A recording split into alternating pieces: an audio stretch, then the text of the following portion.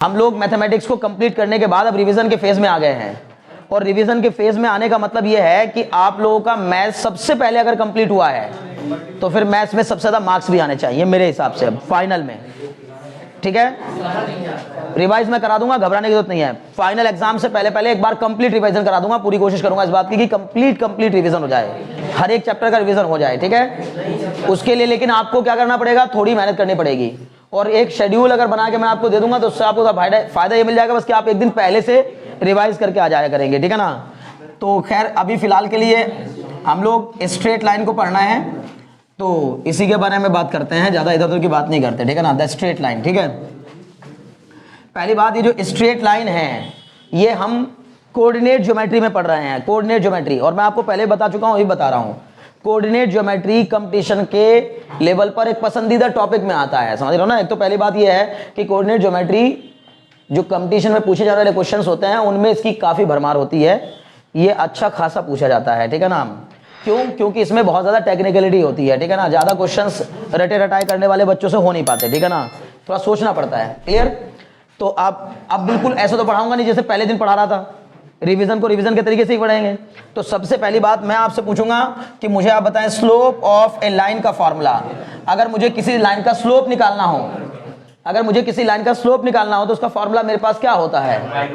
तो sir m बराबर tan theta, m बराबर tan theta, slope of a line m बराबर tan थीटा। अब सर ये थीटा क्या है? थीटा इज द, बोलिए, theta is the angle made by, very good, made by the line. Theta is the angle made by the line with positive x axis, with positive x axis. उम्मीद है बात समझ में आ रही होगी। अब इसको ऐसे ना समझकर अगर ऐसे समझे तो ज्यादा बेहतर रहेगा कि मान लीजिए ये हमारे पास क्या है, एक्स एक्सिस, और ये क्या है, वाई एक्सिस। ठीक है जी, और मान लीजिए कि कोई लाइन ऐसे जा रही है, ये कोई स्ट्रेट लाइन है, तो ये straight line positive x axis से जो एंगल बनाती है उस एंगल की टेंजेंट को ही हम लोग क्या कहते हैं, स्लोप कहते हैं। तो बताओ इस लाइन का स्लोप क्या हो जाएगा? m बराबर tan थीटा।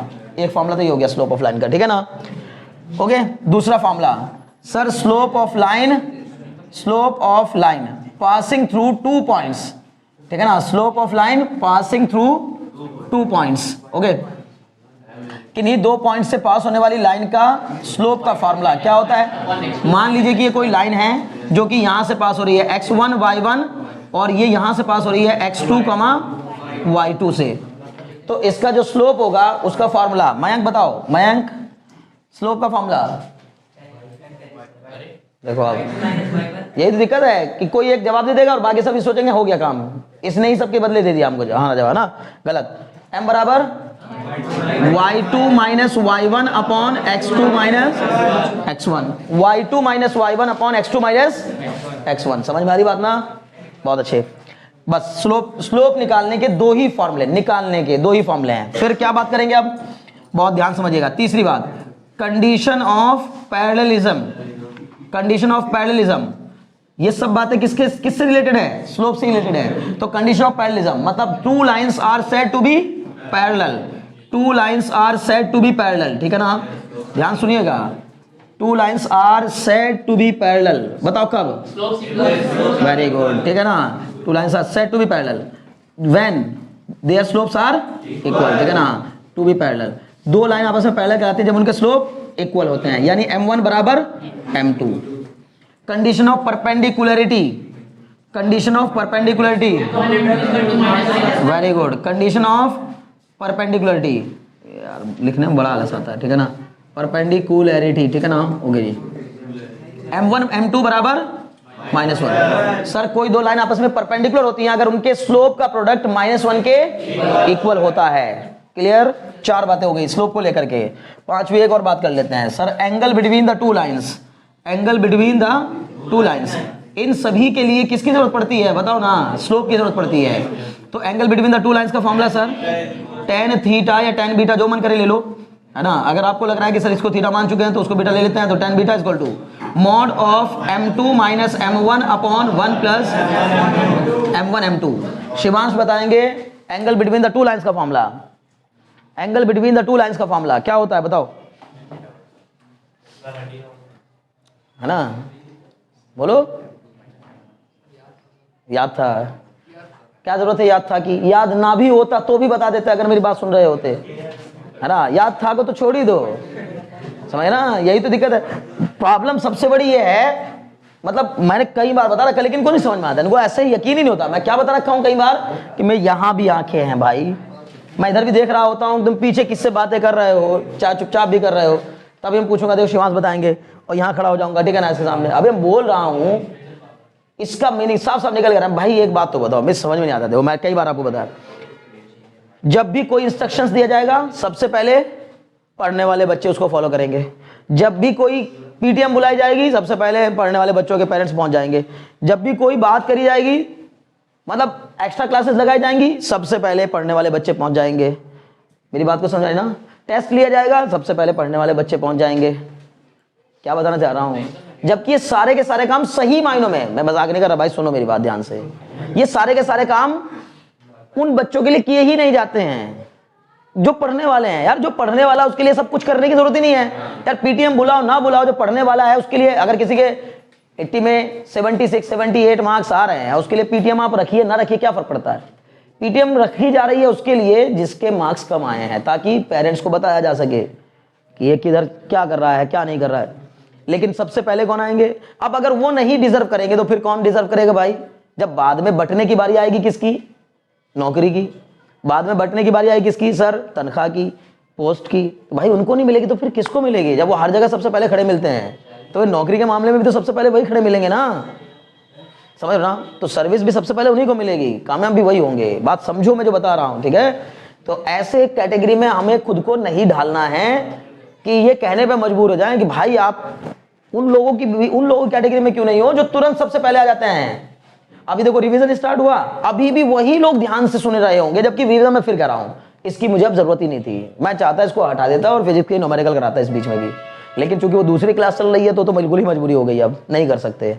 और अच्छा भी है, जरूरी भी है, क्योंकि मैथ्स की क्लासेस आपको चाहिए भी, क्योंकि मैंने देखा है कि आपको मार्क्स उतने नहीं मिल रहे मैथ्स में। तो अब भी सबसे ज्यादा ध्यान से वही सुन रहे हैं जिनको ये पांचों फॉर्मूले पहले से पता है। क्या फायदा फिर इस रिवीजन क्लास का फायदा नहीं होना है।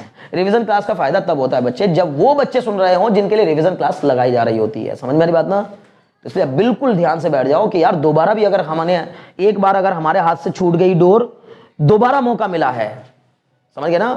तो दोबारा मौका यार कम से कम नहीं गंवाऊंगा, बहुत हो गया, ठीक है ना? पहले ही बहुत गंवा चुके हैं, तो अब नहीं गंवाऊंगा। अभी मैंने 5 फॉर्मूले बताए, अभी इतनी देर में 5 बातें बताई हैं। वो पांचों की पांचों बातें अगर मैं अब यहां खड़ा होकर ऐसे इनको छिपा के इसको पूछता ना, तो जो सुन रहा है केवल सुन रहा है, अभी जिसको याद भी नहीं था, कोई रिवाइज भी नहीं करके आता, वो भी बता देगा। क्योंकि सर आपने सिर्फ सिंपल सिर्फ 5 बातें बताई हैं। किसी भी लाइन का स्लोप m बराबर tan थीटा होता है। अगर हमें थीटा पता हो तो हम सर उसका स्लोप आराम से निकाल सकते हैं। अब मैं पूछूंगा ये थीटा क्या, ये थीटा कौन सा थीटा? तो आप बोला सर ये वो थीटा चाहिए मुझे जो पॉजिटिव एक्सिस से लाइन बनाती है, लाइन जो पॉजिटिव एक्सिस के साथ बनाती है, वो वाला एंगल चाहिए मुझे। अगर आपने मुझे वो एंगल दे दिया तो मैं आपको स्लोप बता दूंगा। अब मान लो मैंने कहा कि बताओ एक लाइन पॉजिटिव एक्सिस के साथ 60 डिग्री का एंगल बना रही है, बताओ उसका स्लोप कितना होगा? तो आपका जवाब होगा सर m बराबर tan 60। tan 60 की वैल्यू कितनी हो जाएगी? √3। तो इसका मतलब सर उसका स्लोप हो जाएगा √3। क्लियर? अभी कोई डाउट तो नहीं? अगर मैंने कहा कोई लाइन नेगेटिव एक्स एक्सिस से, कोई लाइन नेगेटिव एक्स एक्सिस से 135 डिग्री का एंगल बना रही है, कोई लाइन नेगेटिव एक्स एक्सिस से 135 डिग्री का एंगल बना रही है, बताओ उसका स्लोप कितना होगा? सर 1 होगा। क्या होगा? 1। बोलो कैसे आया 1? सर आपने बोला है नेगेटिव एक्स एक्सिस से 135, मतलब इधर से जब मैं देखूंगा तो 135। अब इधर से 135 जाने के लिए सर पहले तो ये 90 हो गया, और मुझे जाना है इधर से 135, तो इधर से 135 जाने के लिए ऐसे जाऊंगा, ऐसे। अब इसका मतलब ये लाइन ऐसे होगी, ऐसे वाली लाइन की बात कर रहे हैं आप। और जो लाइन इधर से 135 बना रही होगी सर, वो उधर से 45 बना रही होगी। 180 में से 135 को माइनस कर देंगे, कितना मिलेगा? 45 मिलेगा, 45 मिलेगा। सर ये जो 45 मिलेगा इसके हेल्प से हम स्लोप पता कर लेंगे। m बराबर tan 45, मतलब कितना हो जाएगा? 1 हो जाएगा। अभी कोई डाउट रहा? 100%? बहुत अच्छे। अगर कोई लाइन नेगेटिव वाई एक्सिस से, अगर कोई लाइन नेगेटिव वाई एक्सिस से 45 डिग्री का एंगल बना रही हो तो उसका स्लोप कितना होगा? अगर कोई लाइन नेगेटिव वाई एक्सिस से 45 डिग्री का एंगल बना रही हो तो उसका स्लोप कितना होगा? नेगेटिव वाई एक्सिस से 45 डिग्री का एंगल बना रही हो, नेगेटिव वाई एक्सिस से 45 डिग्री का मतलब ये रही, और इससे 45 डिग्री का एंगल। कुछ बात समझ में आई ना? जैसे मैंने इधर बोला था कि ये लाइन, अगर मान लो ये लाइन है पॉजिटिव नेगेटिव एक्स एक्सिस से कितना एंगल बना रही है 135। अब इससे नेगेटिव, सर आप ये भी कह सकते थे सर नेगेटिव एक्स एक्सिस से 135 इधर भी तो हो सकता है, समझ रहे हो ना? एक बात और समझो, अगर मैंने कहा दिया नेगेटिव एक्स एक्सिस से 135 केवल इधर ही थोड़ी ना होगा, नेगेटिव एक्स एक्सिस से 135 इधर भी तो हो सकता है। तो मेरे को बताना चाहिए, बेहतर तो ये होगा कि मुझे बताना चाहिए क्या नेगेटिव वाई एक्सिस से 45 डिग्री का एंगल एंटी क्लॉकवाइज बना रही है। अब बताइए, नेगेटिव वाई एक्सिस से 45 डिग्री का एंगल एंटी क्लॉकवाइज बना रही है कोई लाइन। अब मैंने कहा ना दोबारा भी पढ़ाऊंगा ना, तीसरी बार भी पढ़ाऊंगा, नया कर दूंगा चैप्टर को। मैंने इस तरह की बातें उस समय नहीं डिस्कस की थी, मतलब इस तरह हल्का फुल्का पता है, लेकिन अब एक ही चीज पे बात कर रहा हूं, पढ़ाया सब होगा है ना। मैंने पूछा अगर कोई लाइन नेगेटिव वाई एक्सिस से 45 डिग्री का एंगल एंटी क्लॉकवाइज, किधर एंटी क्लॉकवाइज, सर ये रही नेगेटिव वाई एक्सिस, इसका एंटी क्लॉक किधर होगा सर, क्लॉक सॉरी ये होता है क्लॉकवाइज, तो ये होगा, तो इसका मतलब यहां से कोई लाइन कितना एंगल बना रही है 45, यहां से 45। तो अब मैं इस लाइन को सर पीछे बढ़ा दूंगा और फिर देखूंगा कि इधर से कितना बना रही होगी। सर अगर ये 45 है तो ये कितना होगा, तो फिर सर ये कितना 90 है और 45 है, तो 110 135 -1 आएगा। नहीं समझे? मैंने बोला था ना नेगेटिव वाई एक्सिस से एंटी क्लॉकवाइज डायरेक्शन में, एंटी क्लॉकवाइज डायरेक्शन में कितना एंगल बना रही है 45 डिग्री नेगेटिव वाई एक्सिस से। बोलो समझ में आया कि नहीं? अभी कोई डाउट है? बहुत अच्छे। अगर कोई line negative positive y axis से, पॉजिटिव वाई एक्सिस से एंटी क्लॉकवाइज डायरेक्शन में 45 डिग्री का एंगल बना रही हो, पॉजिटिव वाई एक्सिस से एंटी क्लॉकवाइज डायरेक्शन में 45 डिग्री का एंगल बना रही हो, बताओ स्लोप कितना होगा? पक्का 100%? बहुत बड़ी बात, बहुत बुरी बात। यही सेम लाइन की बात कर रहा हूं। क्या कर रहे हो? विजुअलाइजेशन इतना अच्छा ही नहीं आप लोग है ना, बार बार बोलो भाई, imagination is more important than knowledge. पहले इमेजिनेशन पावर बढ़ाइए अपनी, विजुअलाइजेशन करिए करिए कायदे से। मैंने क्या बोला सुनो, positive y axis, positive y axis से एंटी क्लॉकवाइज, ये क्लॉक होता है, ये क्लॉक होता है और ये एंटी क्लॉक होता है, तो इधर से एंटी क्लॉकवाइज 45, यही लाइन की बात हो रही है सर, इसी लाइन की बात हो रही है, समझ गए? लेकिन सर स्लोप निकालने के लिए आपने तो मुझे ये एंगल दिया, ये वाला, पर मैं यूज कौन सा करूंगा? ये वाला पूरा, क्योंकि हमने जो फॉर्मूले में पढ़ा है वो यहां से पढ़ा है एंगल। अब बताओ समझ में आया कि नहीं आया? पक्का? अगर कोई लाइन, अब ध्यान से सुनना, अगर कोई लाइन नेगेटिव एक्स एक्सिस से, नेगेटिव एक्स एक्सिस से क्लॉकवाइज डायरेक्शन में 30 डिग्री का एंगल बना रही होगी, लास्ट क्वेश्चन है बस, अगर कोई लाइन नेगेटिव एक्स एक्सिस से क्लॉकवाइज डायरेक्शन में 30 डिग्री का एंगल बना रही होगी, तो उसका स्लोप कितना होगा?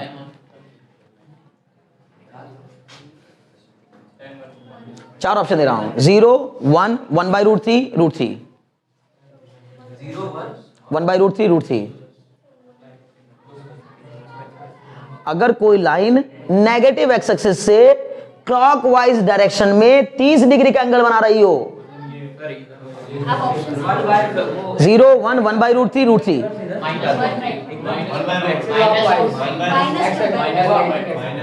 माइनस 1/√3,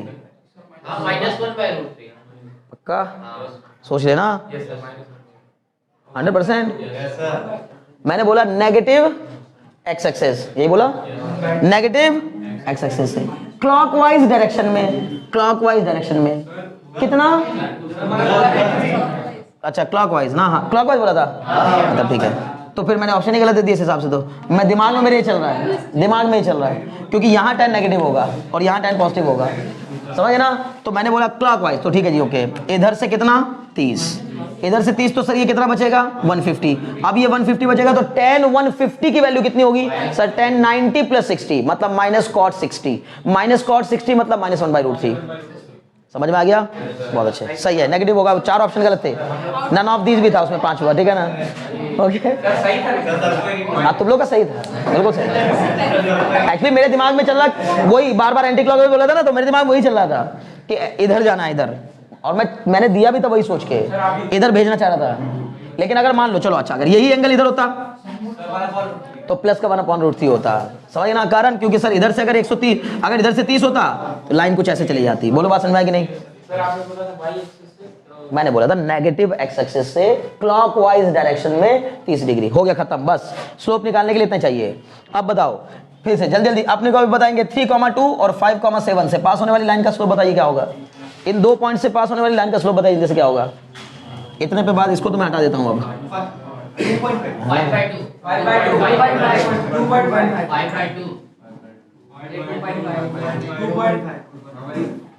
है ना?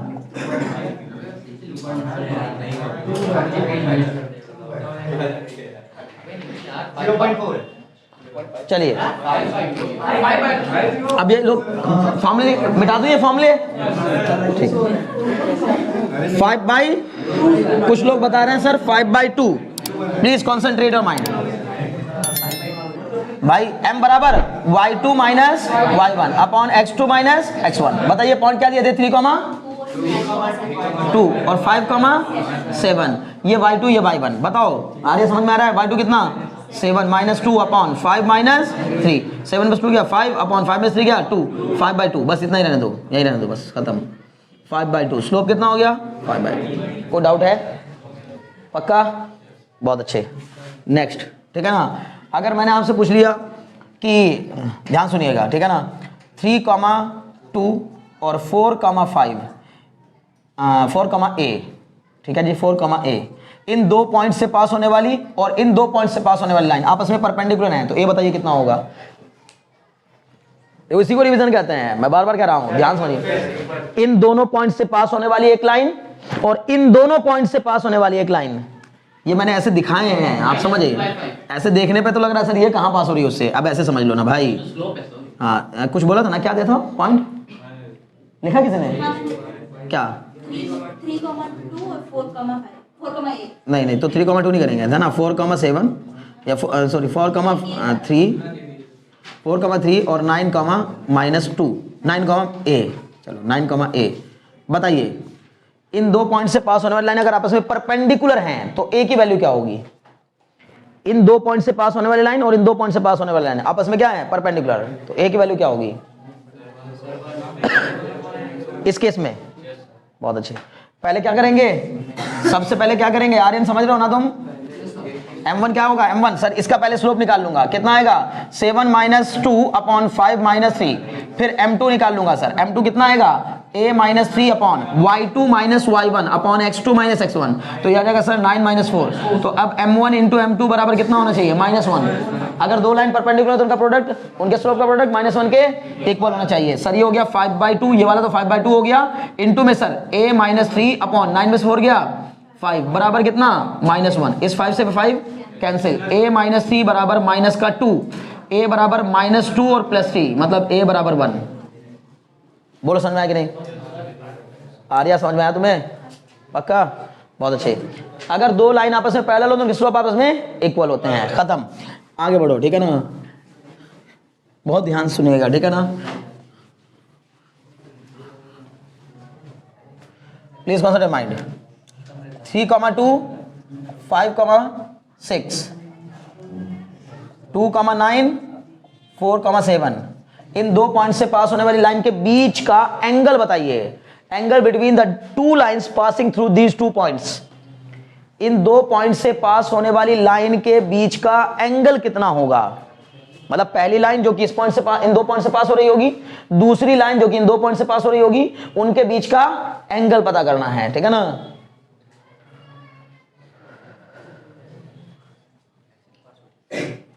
करो ना भाई, जल्दीबाजी नहीं कुछ भी करनी है। मान देखो, सुनो मेरे बच्चे, ये देखो सबसे पहली बात, इन 2 पॉइंट से एक लाइन पास हो रही है और इन 2 पॉइंट से एक लाइन पास हो रही है। सर अगर मुझे किन्हीं 2 लाइन के बीच का एंगल पता करना होता है तो मुझे उनके दोनों के स्लोप चाहिए होते हैं, ठीक है? तो पहली वाली का स्लोप निकालिए, बताइए कितना आएगा? सर m1 आ जाएगा 6 माइनस 2 अपॉन 5 माइनस 3, तो m1 आ जाएगा 6 में 2 क्या 4 अपॉन 5 में 3 क्या 2, मतलब सर कितना आ जाएगा 2। अब इसका स्लोप निकालेंगे सर दूसरी वाली लाइन का, m2 बराबर 7 minus 9 upon sir 4 minus 2, minus का 2 अपॉन 2, तो ये कट के कितना जाएगा -1 आ गया, -1। ओके जी, ये हो गया M2। अब सर मुझे चाहिए angle between the two lines, तो angle between the two lines, उन दोनों लाइन के बीच का एंगल कितना हो जाएगा tan थीटा बराबर या tan बीटा बराबर mode of M2 minus M1 upon 1 plus M1 M2। तो सर फॉर्मूला लग जाएगा tan थीटा बराबर मोड ऑफ M2 की वैल्यू बताओ भाई, M2 की वैल्यू -1 माइनस M1 की वैल्यू बताओ 2, M2 की वैल्यू -1 थी, बीच में माइनस का साइन था, M1 की वैल्यू +2 थी, अपॉन में 1 प्लस M1 इंटू M2, तो 2 इंटू -1, ये हो जाएगा tan थीटा बराबर सर मोड में -3 अपॉन 1 माइनस 2 माइनस का 1। क्लियर है? ये तो वैसे भी प्लस ही आ रहा था, तो tan थीटा बराबर +3, tan थीटा बराबर +3 मॉड ऑफ 3, तो बस थीटा बराबर कितना हो जाएगा tan inverse 3। Is it possible और नॉट? क्या ये पॉसिबल है कि tan थीटा की वैल्यू 3 आ जाए? क्या ये पॉसिबल है कि tan थीटा की वैल्यू 3 आ जाए? है? क्यों नहीं है बताओ, सॉरी क्यों नहीं है? 1 मैक्सिमम होती है, यही तो कहा जाता है। खिचड़ी की जगह क्या कहूँगा मैं ना, सब मिक्स कर देते हो, ऐसे नहीं करना ठीक है ना। सुनो मैं क्या पूछ रहा हूँ, जो मैं पूछा उसका जवाब दो। हालांकि वो, और मैं ये भी जान रहा हूँ कि यही आएगा दिमाग में कईयों के, ये क्वेश्चन पूछने के पीछे रीजन ही यही है कि आप में से देखो कौन कौन स्टूडेंट ऐसा है जो ये सोच रहा है, जैसे शौर्य सोच रहा है ना भाई, साइन और कॉस की वैल्यू मैक्सिमम 1 होती है, सिर्फ साइन और कॉस, लेकिन tan की मैक्सिमम वैल्यू इनफाइनाइट होती है, इनफाइनाइट नॉट डिफाइंड, और मिनिमम वैल्यू -इनफाइनाइट। इसका मतलब tan थीटा की रेंज -इन्फिनिटी से लेकर +इन्फिनिटी। इसका मतलब tan थीटा की वैल्यू इसके बीच में कुछ भी आ सकती है। बात समझ में आई? tan थीटा की रेंज -इनफाइनाइट से +इनफाइनाइट के बीच में होती है। इसका मतलब tan थीटा की वैल्यू -इन्फिनिटी से लेकर +इन्फिनिटी में कुछ भी आ सकती है, ठीक है। लेकिन सर साइन और कॉस की रेंज -1 से +1 तक होती है बस, इसलिए साइन और कॉस की वैल्यू -1 और 1 के बीच में आती है। हाँ, अगर ये साइन थीटा बराबर 3 आ जाता तो इम्पॉसिबल होता, अनडिफाइंड हो जाता, इम्पॉसिबल हो जाता। हम कहते हैं ऐसा होता ही नहीं है, can not be determined. Clear है? वो आएगा भी नहीं कभी, इसीलिए tan थीटा आएगा वो। अब बताओ समझ में आया कि नहीं? हो गया, चलो जी हो गया, ठीक है। तो angle between the two lines भी समझ में आ गया आपको। अब चलते हैं आगे, ठीक है ना। अब बड़े ध्यान से सुनते जाइएगा, बहुत प्यार से, कितनी जल्दी जल्दी चीजें समझ में आती जा रही हैं, ठीक है। पहला, अब फॉर्म्स ऑफ लाइन के बारे में बात कर लेते हैं, ठीक है ना। फॉर्म्स ऑफ लाइंस, ठीक है। फॉर्म्स ऑफ लाइंस में पहली फॉर्म आती है, सबसे पहली फॉर्म सर पॉइंट, बोलो point slope form, point slope form. बात ना करो आयुष, मुझे बताओ जल्दी से, point slope form of a line क्या होती है? Point slope form of a line. पहली बात तो हम पॉइंट स्लोप फॉर्म किसे कहते हैं सर? जिसमें हमें एक पॉइंट पता हो और उस लाइन का स्लोप पता हो, मतलब वो लाइन कहां से पास हो रही है उस पॉइंट के बारे में पता होना चाहिए और स्लोप पता होना चाहिए। अगर मुझे किसी एक लाइन का स्लोप पता हो कि उसका स्लोप है कितना m, और वो कहां से पास हो रही है, मान लीजिए x1, y1 से, ठीक है। एक ऐसी लाइन जो कि x1, y1 से पास हो रही हो, मतलब वो पॉइंट उसके ऊपर लाई कर रहा हो, क्लियर, और उसका स्लोप कितना हो, m के इक्वल हो। तो ऐसी लाइन का इक्वेशन क्या बनेगी? तो y माइनस y1 बराबर m into x minus x1, y minus y1 बराबर m इंटू x माइनस, समझ में आ गया? इसी फॉर्म को कहा जाता है पॉइंट स्लोप फॉर्म। अगर दोबारा कोई भी पूछे तो तुरंत बोलो कि point slope form of line is equal to y minus y1 बराबर m into x minus x1। अब वो सामने वाला पूछ बैठे m क्या है, x1 क्या है, y1 क्या है, x क्या है, y क्या है, तो बताओ x1 y1 is the point coordinate of that point from which the line passes, m is the slope of that line, x and y are the variables। अब वो बोलेगा ये वेरिएबल्स क्या होते हैं, तो बोलो कि एक लाइन पर कोई एक पॉइंट तो लाई नहीं कर रहा होगा, एक लाइन के ऊपर कोई एक पॉइंट तो लाई नहीं कर रहा होगा, लाखों करोड़ों पॉइंट लाई कर रहे होंगे। तो उन लाखों करोड़ों को सेटिस्फाई करने के लिए ये x और y लिखे गए हैं, ताकि जो भी पॉइंट लाई करे उसकी जगह पे ये x और y रख देना, सिंप्लीफाई करेंगे तो सेटिस्फाई करेगा। बोलो बात समझ में आ रही कि नहीं? बहुत बढ़िया। दूसरी फॉर्म की बात कर लेते हैं, ठीक है ना। 2 point form of line, two point form of a line, ठीक है ना, किसी एक लाइन की two point form. Two point form का मतलब एक ऐसी लाइन जो कि किन्हीं दो पॉइंट से पास होती हो, x1, y1 और x2, y2। मान लीजिए कि कोई एक लाइन दी गई है जो कि दो पॉइंट से पास हो रही है, p, q से, ठीक है। तो इस लाइन की इक्वेशन क्या हो जाएगी, y माइनस y1 बराबर y2 minus y1 upon x2 minus x1 into x minus x1। Clear, ये फॉर्मूला हो जाएगा। मतलब सब बस आप हमें इतना बता दीजिए कि दो पॉइंट कौन कौन से हैं जहां से वो लाइन पास हो रही है, समझ गए ना। अब अगर मान लो मैं आपको एक काम कर दूं, ध्यान सुनिएगा, मैं अगर आपसे कहूं कि कोई 3 पॉइंट देकर आपसे कहूं कि प्रूफ करिए 3 पॉइंट कोलिनियर हैं, तो वो तो होगा ही। मैं कहूं कॉन्सेप्ट ऑफ स्लोप यूज ना करो, कॉन्सेप्ट ऑफ स्लोप यूज ना करो, क्या करना है, तो हम कहेंगे सर किन्हीं दो पॉइंट से पास होती हुई लाइन की इक्वेशन बना लेंगे, क्योंकि दो पॉइंट से पक्का एक यूनिक लाइन फॉर्म होती है, ये तो कंफर्म है। आप दो पॉइंट कहीं भी रख दीजिए, अगर तीसरा पॉइंट भी उसके ऊपर लाई कर रहा होगा तो उसकी इक्वेशन को क्या करेगा, सेटिस्फाई करेगा। बोलो बात समझ में है कि नहीं, बहुत अच्छे। तो मतलब सर दो पॉइंट से पास होती हुई लाइन की इक्वेशन बना लूंगा, वो तो कंफर्म बनेगी ही बनेगी, क्योंकि आप प्लेन पे ना, एक प्लेन पे दो पॉइंट कहीं भी बना दीजिए, उनसे पास होने वाली एक लाइन तो पक्का बनेगी बनेगी। अब लेकिन तीसरा पॉइंट उसी के ऊपर आ रहा होगा नहीं आ रहा होगा जरूरी नहीं है, इसको चेक करने के लिए क्या करूंगा, थर्ड पॉइंट को सेटिस्फाई करा के देखूंगा। अगर वो थर्ड पॉइंट सेटिस्फाई कर देगा इक्वेशन को, तो बोलूंगा कि ये भी इसी के ऊपर लाई कर रहा है। समझ में आ गई बात ना, इसका मतलब तीनों एक ही पॉइंट एक ही लाइन पर लाई कर रहे हैं, यानी कि कोलिनियर हैं। बोलो समझ में आ गया, बहुत अच्छे। एक तरीका तो ये हो गया। दूसरा तरीका होता है कि सर आपको अगर 3 पॉइंट रखे हैं तो पहले 2 पॉइंट लेके उनका स्लोप निकालो, बाद के 2 पॉइंट लेके उनका स्लोप निकालो, अगर दोनों आपस में इक्वल आ जाए तो भी वो कोलिनियर है, ठीक है ना। समझ में आ गई बात, ओके जी। 2 पॉइंट फॉर्म भी समझ में आ गई आपको। तीसरी बात ये, ठीक है ना, point intercept form of a line, ठीक है ना, पॉइंट नहीं, slope intercept form of line, ठीक है ना। कैसी, slope intercept form of a line, slope intercept form of a line, slope intercept form of a line, y is equal to mx plus c. Sir ये किस line की equation है, ये है सर, अगर कोई लाइन हमें पता हो कि उस लाइन का स्लोप कितना है, m है, हमें पता है उस लाइन का स्लोप कितना है, m है, और वो लाइन y एक्सिस को कहां काट रही है, मान लीजिए ये लाइन है, तो ये y एक्सिस को कहां पे काट रही है सर, c पर, ओरिजिन से कितना दूर, c डिस्टेंस दूर। वो लाइन जो कि y एक्सिस को ओरिजिन से कितना दूर कट कर रही हो, c डिस्टेंस दूर कट कर रही हो, तो इस और इस लाइन का स्लोप कितना हो, m, तो इस लाइन की इक्वेशन क्या हो जाएगी, y बराबर mx प्लस c। आपको कोई बंदा ये कह दे कि एक लाइन y एक्सिस को काट रही है 0,6 पर, 0,6, तो c की वैल्यू कितनी हो गई, 6 हो गई, ठीक है ना। 0,6 मतलब इस पॉइंट के कोऑर्डिनेट क्या ही होंगे बच्चे, 0,c होंगे, 0,c।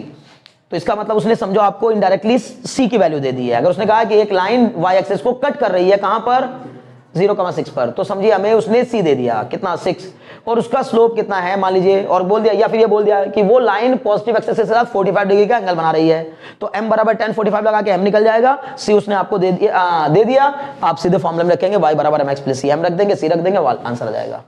क्लियर, बहुत ज्यादा इंपॉर्टेंट फॉर्म है ये, बहुत ज्यादा इंपॉर्टेंट, समझ गए ना, सबसे ज्यादा यूज होने वाली, फिजिक्स और केमिस्ट्री में सबसे ज्यादा यूज होने वाली फॉर्म है ये। मतलब इसका इस्तेमाल साइंस में बहुत ज्यादा है, इनका इस्तेमाल साइंस में उतना ज्यादा नहीं है, ठीक है ना। समझ में आ गई बात ना, कोई दिक्कत नहीं। तो क्या होता, अब बताओ, ये होता, हमने कहा ना ये y एक्सिस पे कट कर रही है, ठीक है ना,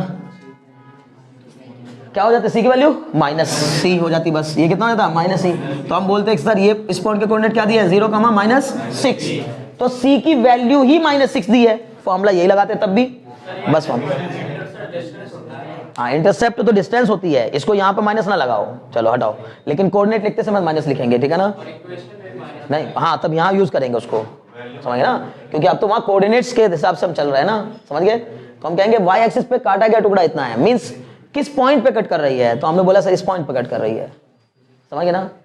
वैसे भी तुम छोड़ दो सारी बात, तुम एक काम करो, इस पॉइंट का कोऑर्डिनेट दे दिया 0, और स्लोप दे दिया m, वही ये वाला फॉर्मूला लगाओ, आंसर लाओ, वही आएगा।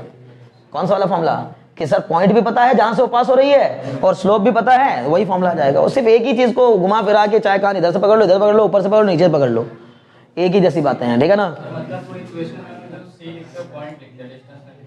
नहीं, हम ये जो जब यहां बोलते हैं, जब ऐसे बोलते हैं ऐसे, देन डिस्टेंस, लेकिन जब यहां लिखते हैं यहां तब कोऑर्डिनेट, इक्वेशन में भी कोऑर्डिनेट, बिल्कुल है ना, इक्वेशन में भी कोऑर्डिनेट। क्लियर, बहुत अच्छे।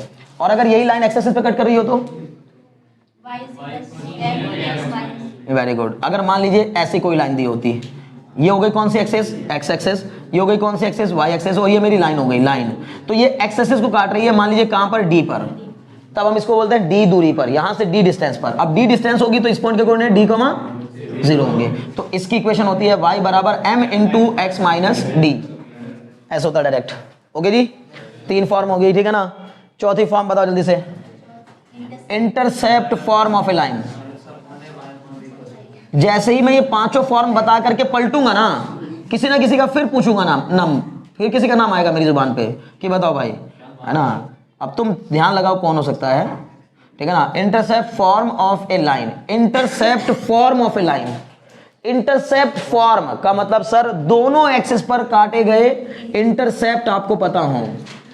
बार बार कह रहा हूं, जो अभी समझेगा ना 12th में बहुत काम देगा। बार इस ये ऐसा चैप्टर नहीं है जिसका बस यहीं तक यूज है।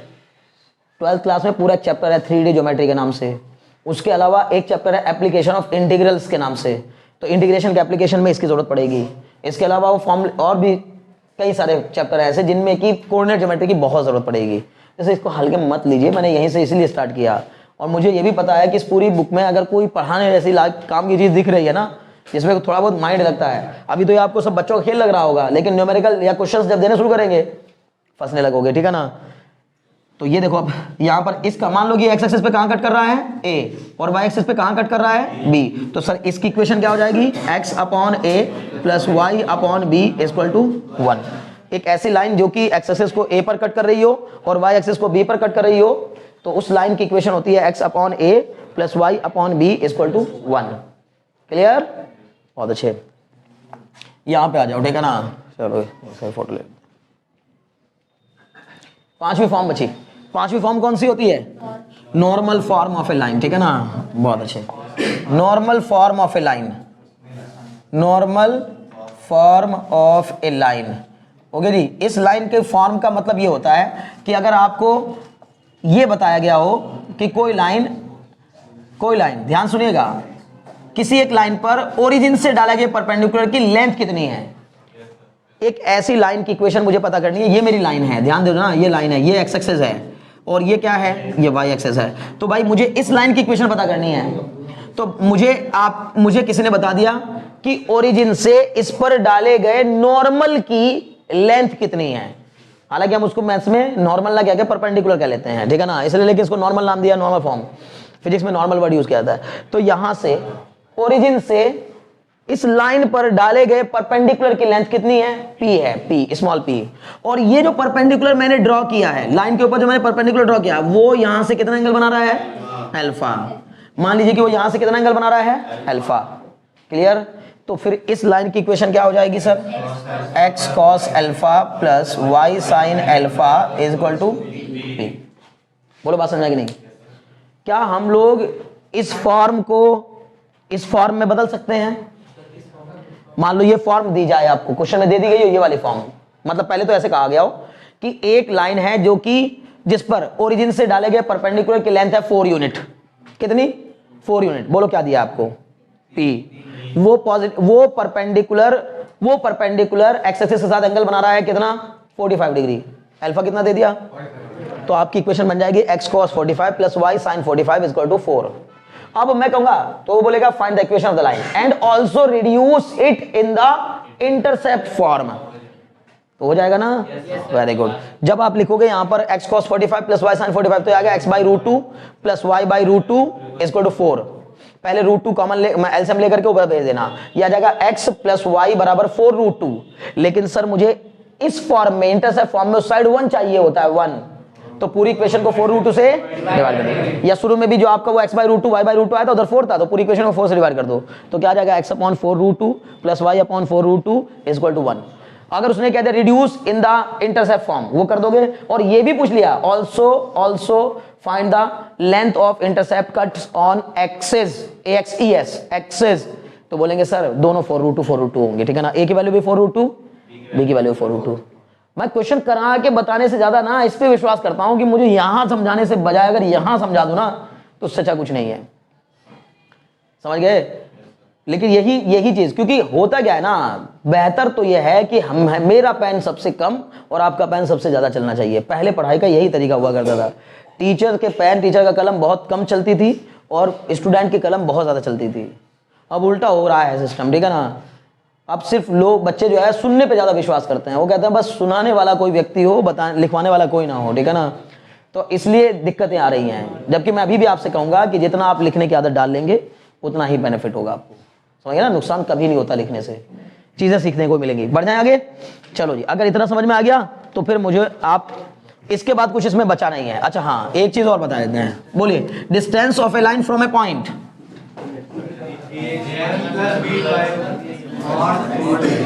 Distance of a line from a point.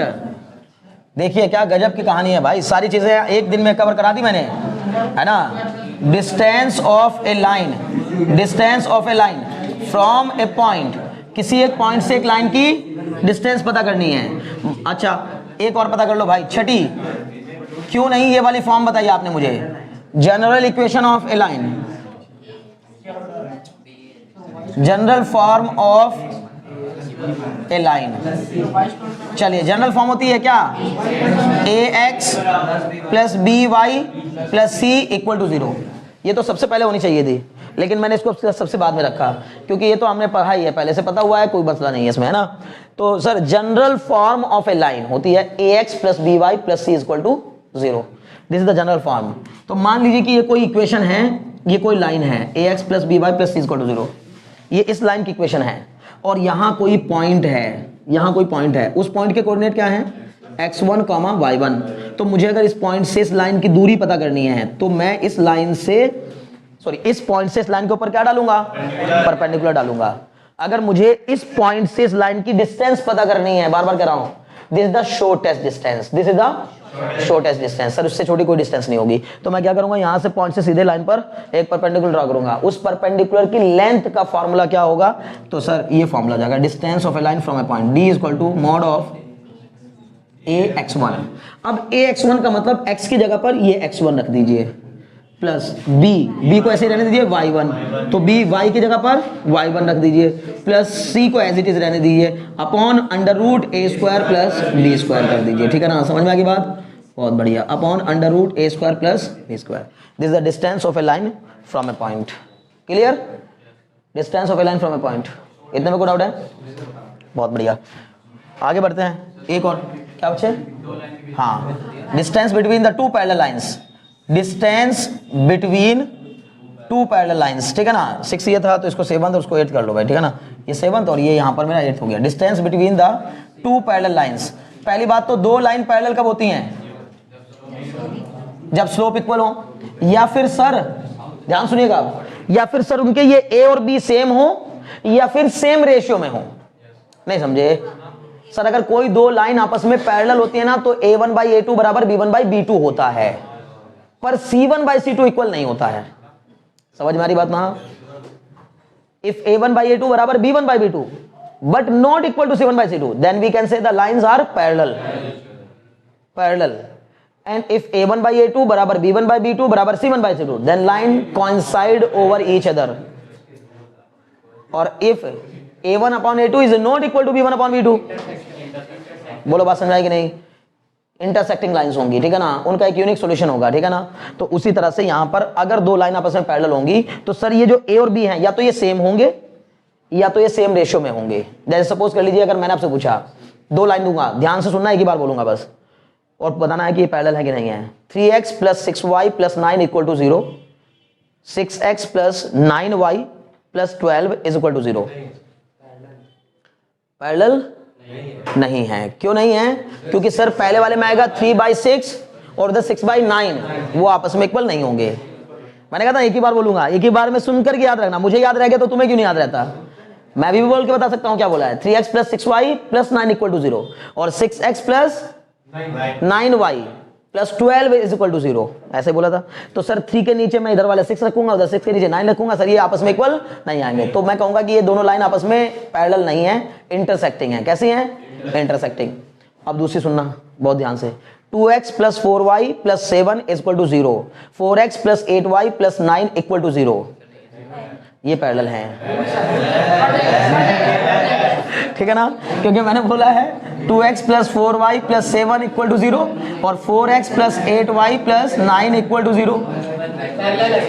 अब पैरेलल हैं सर, ये 2/4 और ये 4/8, 1/2 आएगा बार बार, तो इसका मतलब a1/a2 बराबर b1/b2 but not c1/c2, but not equal to c1/c2। तो सर पैरेलल हैं, पैरेलल हैं, समझ में आ गया।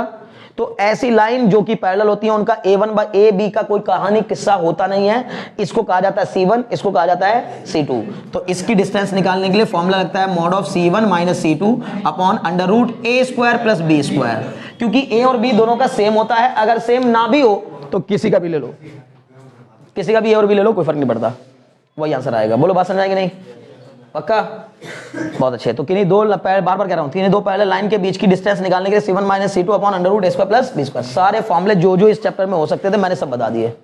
मैं उम्मीद करता हूं कि आपको जब क्वेश्चन दिया जाएगा तो आप आराम से कर ले जाएंगे, ठीक है ना, कर लेंगे, बहुत अच्छे। तो एक क्वेश्चन लिखें, हो गया,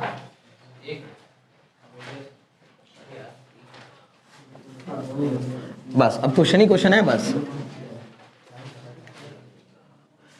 देखिए इसने कहा ए रे ऑफ लाइट, लिख लीजिए पूरा क्वेश्चन, अच्छा क्वेश्चन है ये। A ray of light passing through the point 1,2, a ray of light passing through the point 1,2, a ray of light passing through the point 1,2 reflects on the x axis, a ray of light passing through the point 1,2 reflects on the x-axis at point capital A, है ना। a ray of light passing through the point 1,2 reflects on x-axis at a point A and reflected ray passes through the point 5,3 and reflected ray passes through the point 5,3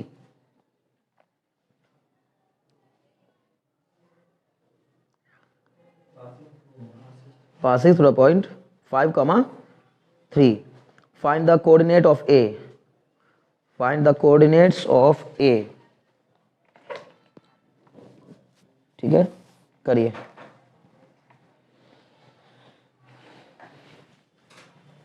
बढ़िया question है।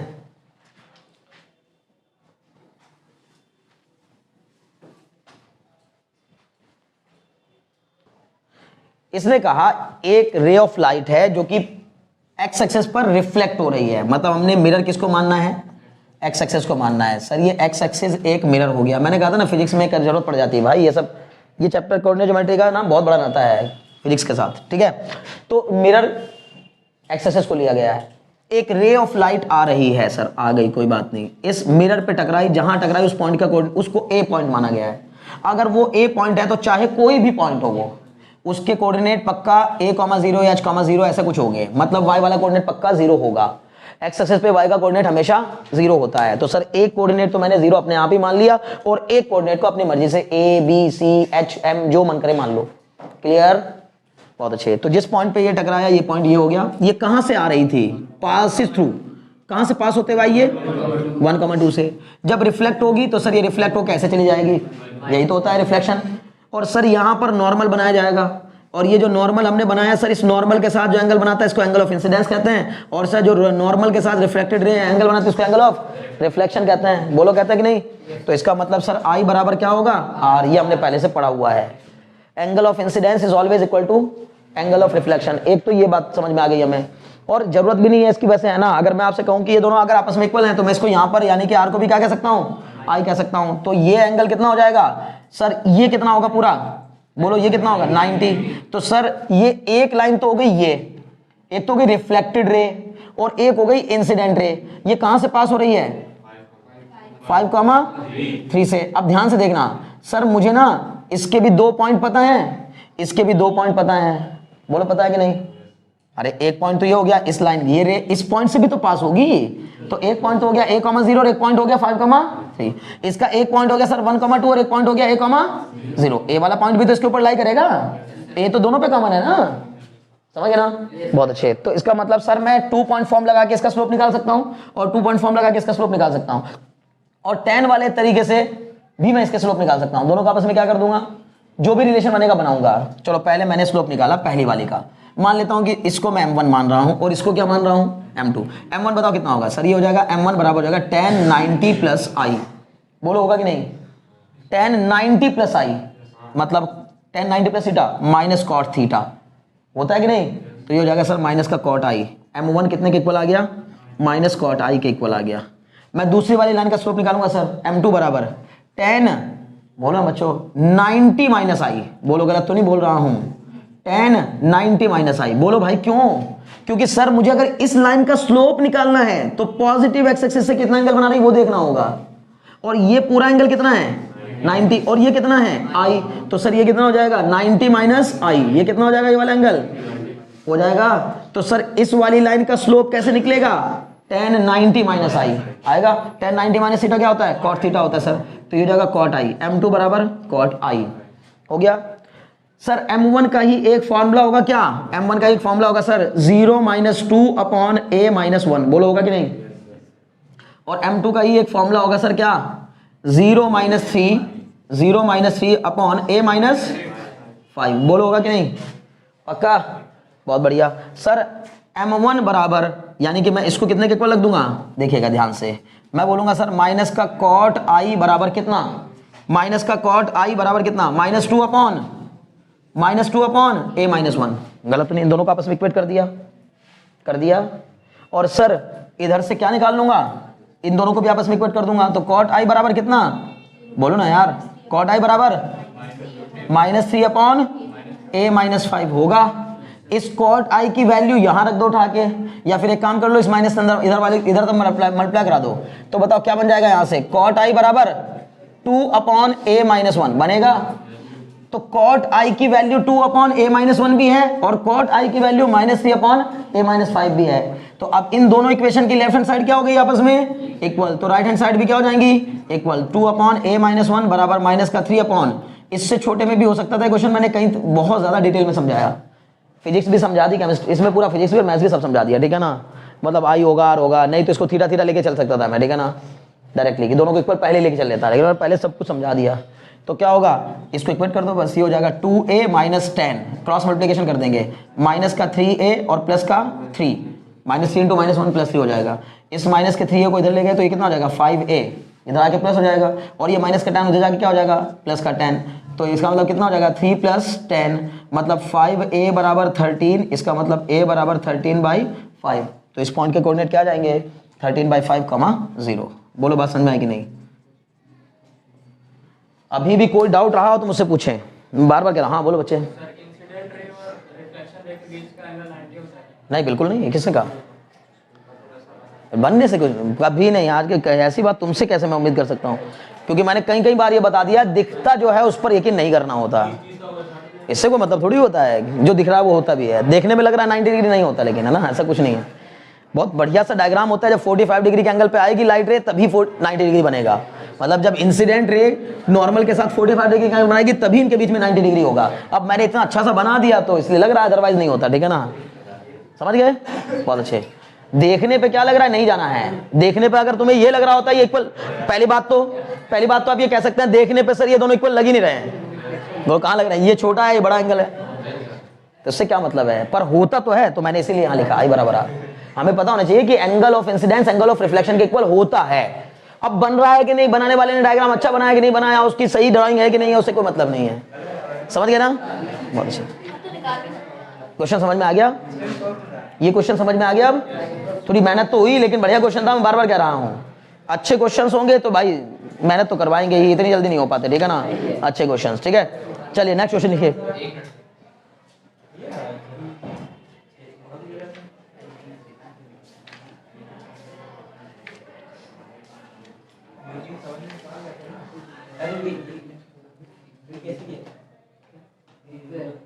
हो गया, लिखें, बढ़ जाएं।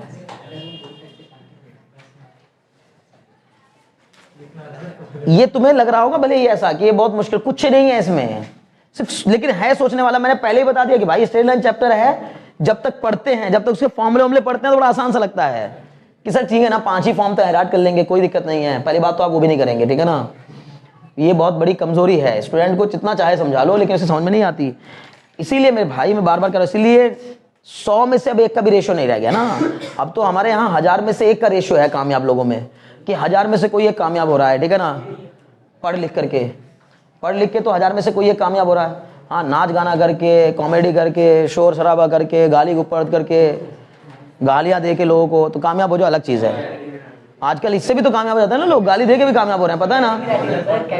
हाँ, आप देख लो, ठीक है ना। तो ऐसे भी लोग हैं गाली दे के करोड़पति बड़े बैठे हैं, लोग उनको मतलब बड़े बड़े जो है ना लोग उनको सलाम ठोक रहे हैं, पढ़े लिखे लोग भी उनका इंटरव्यू कर रहे हैं कि सर आप इतनी अच्छी गालियाँ कैसे दे लेते हैं। मतलब गालियाँ भी अच्छी होने लगी, ठीक है ना। अब क्या करेंगे, ठीक है भाई, अजीब किस्म के लोग हैं, ठीक है। खैर होने तो कोई दिक्कत नहीं है, इससे क्या फर्क पड़ता भाई, मैं यही तो बताने की कोशिश कर रहा हूँ। चलो ठीक है ना। हो सकता है कि उस तक कोई पहुंचा दे वीडियो, फिर वो मुझे रोस्ट करने लगे, ठीक है ना।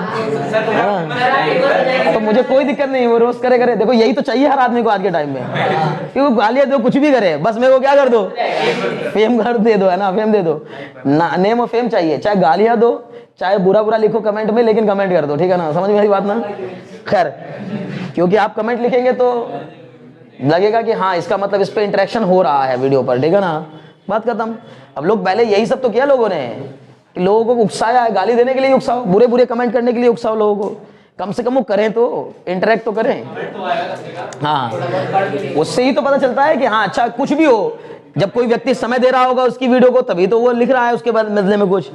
अब वो और यूट्यूब को क्या चाहिए होता है, समय चाहिए होता है सिर्फ, कि आपको वॉच टाइम कितना है, ठीक है ना, लोग देख रहे हैं कि नहीं देख रहे हैं आपको। खैर चलो, कितनी देर आप लोगों को बांध के रख सकते हैं। अब पढ़ाई वाली चीजें तो बांध के जल्दी देर ज्यादा देर नहीं रख पाती भाई, देखो यहीं बैठे बैठे सो जा रहा तो क्या करोगे, है ना।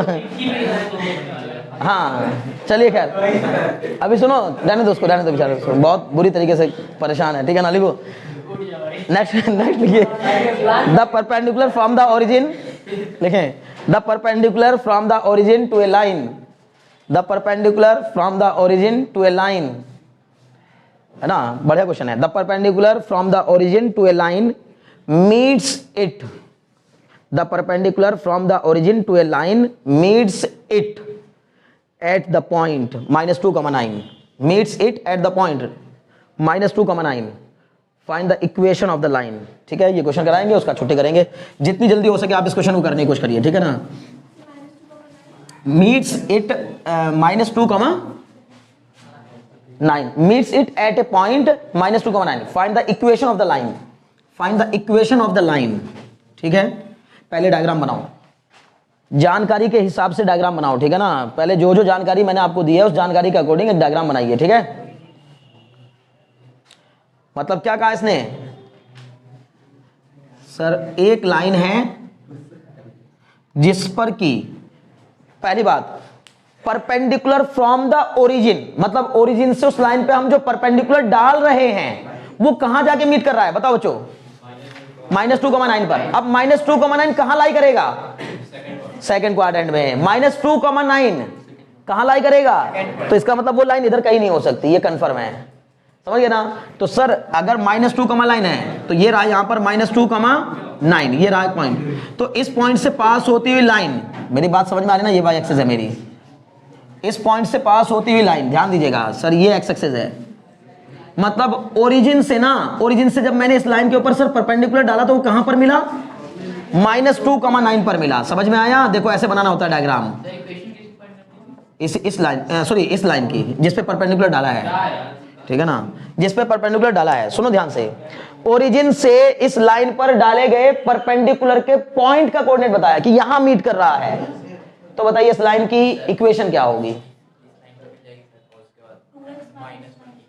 हाँ वेरी गुड, पहले हम सर ये ओरिजिन हमें पता है सर, इसकी हेल्प से पहले हम इसका m1 निकाल लेंगे। क्या निकाल लेंगे, m1, है ना। आर्यन ध्यान देना, इन दो पॉइंट की हेल्प से हम पहले इस वाली लाइन का m1 मतलब स्लोप निकाल लेंगे सर, और ये वाली लाइन का स्लोप m2 मान लेंगे। क्या मान लेंगे, m2।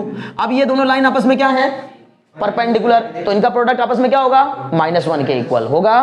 तो जल्दी से m1 बताओ बच्चों, m1 आ जाएगा सर 0 - 9 अपॉन 0 - -2, तो ये हो जाएगा सर माइनस का 9/2, ये तो आ गया m1।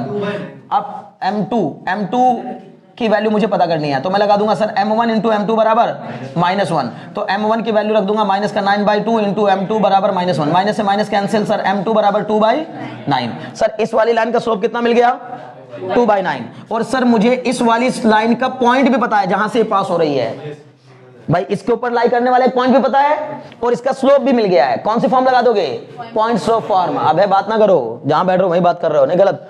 ये देखो ये क्या है पॉइंट और ये क्या है स्लोप, तो कौन सी फॉर्म लगा देंगे, पॉइंट स्लोप फॉर्म, ठीक है ना। तो सर क्या लगेगी point slope form, y minus y1, y1 मतलब जहां से पास हो रही है, तो ये हो जाएगा y माइनस 9 बराबर m कितना 2/9 into x minus x1, x1 कितना -2, ये हो जाएगा y माइनस 9 बराबर 2/9 इंटू x प्लस 2, इधर मल्टीप्लाई कर दो तो आ जाएगा 9y माइनस 81 बराबर 2x प्लस 4, कुल मिला जुलाकर इक्वेशन बनेगी 2x माइनस 9y, बोलो बच्चों, प्लस 85 इक्वल टू 0, ये इक्वेशन होगी। देखना यही है क्या, बहुत बढ़िया, क्लियर हुआ, बहुत अच्छे। आज अब मेरी बात ध्यान सुनो, मैं कल आते ही आप लोगों से पहले आपसे पूछूंगा, मैं बार बार कह रहा हूं, एक मौका दे रहा हूं, कल बस 2 ही दिन में खत्म करना है इसको, उससे ज्यादा मैं टाइम भी दूंगा आपको। आज जाकर के आप एनसीईआरटी से पूरी स्ट्रेट लाइन कंप्लीट करेंगे। कंप्लीट करने का मतलब एक एक क्वेश्चन तो आप लगा नहीं पाओगे, ये भी सच है, मतलब देख करके कि ये क्वेश्चन मुझे ये आ रहा है, उसको छोड़ो, जो नहीं आ रहा होगा उसको करने की कोशिश करिएगा, मतलब कंप्लीट करने की कोशिश करिएगा, पूरा हो जाए एक बार गो थ्रू करके। अगर जो क्वेश्चन नहीं आ रहा, बिल्कुल ही नहीं आ रहा होगा, करके देखने के बाद भी नहीं आ रहा होगा, उस पर टिक करके लेके आइएगा। पहले कल हम एनसीईआरटी क्वेश्चन आगे डिस्कस करेंगे। मैं पूछूंगा आपको क्या पूछना है, आपने कुछ नहीं पूछा फिर मैं पूछूंगा और डंडे के साथ पूछूंगा, ठीक है ना। ओके चलिए आज के लिए इतना काफी है, मिलते हैं नेक्स्ट क्लास में कल फिर से, ठीक है ना।